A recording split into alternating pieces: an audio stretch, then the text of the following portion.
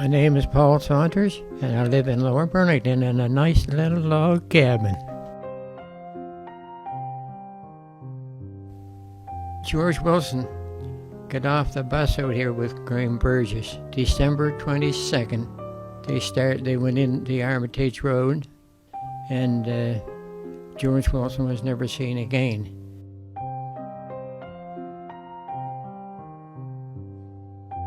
He drowned in that little hole in there, in our old swimming hole.